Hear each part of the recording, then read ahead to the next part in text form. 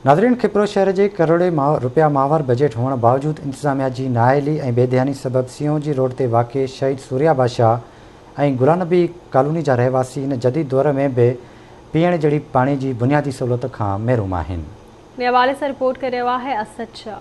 खिपरो शहर की करोड़े रुपया माहवार बजट होने बावजूद इंतजामिया की नाअहली और बेध्यानी सबब सियोंजी रोड ते वाक़ सूर्य बादशाह और गुलानबी कॉलोनी जा रहवासी इन जदीद दौर में भी पीअण के पानी जहिड़ी बुनियादी सहूलत का भी महरूम आहिनि। रहवासिन जो चवण है त इंतजामिया अॻियां बार बार दाहिण बावजूद बल्दियात मुद्दे में गुज़रियल 4 सालन का लगल पानी जूं लाइनूं चालान प्यारण बावजूद भी अञा ताईं फाल नाहिन थी सघियूं, जंहिं सबब बिनी कॉलोनी जा रहवासी इंतहाई वॾनि तकलीफ़ुनि के मुंहुं ॾेई रहिया आहिनि। शहरिन जो चवण है त पीअण लाइ पानी भी पैसनि सां ख़रीद करणो पवे थो या त शहर जे भरपासे मां हैंड पंपनि तां पानी भरणो थो पए। तकरीबन गुज़रियल 4 सालन का ये लाइन बिछाई छॾी है, 4 इंच वारी है त इन में पानी अचे तो असां वटि रस ही कोन थो।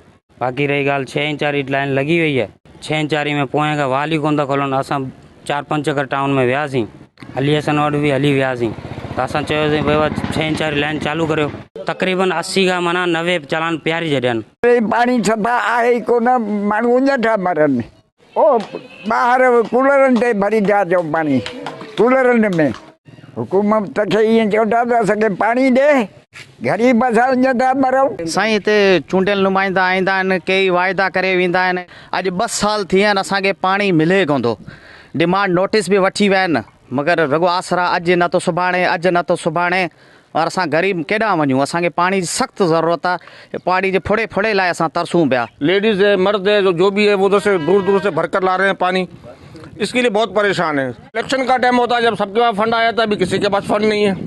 हम बड़े परेशान हैं सर। हम आला काम से अपील करते हैं कि मेहरबानी कर कर इस चीज़ पे तवज्जो की जाए और मेहरबानी कर कर कुछ हम गरीबों की सोचें, आप बड़ी मेहरबानी होगी। सूर्य बादशाह गुलानबी कॉलोनी के रहवासी ने आला इख्तियारन का मुतालबो कयो आहे त पीअण जे पानी की फराहमी यकीनी बनाए संदुन मां पैदा थियल बेचैनी खत्म कई वञे। कैमरामैन अज़ीज हालेपोटो सां गॾु असद शाह, आवाज़ टीवी न्यूज़, खिपरो।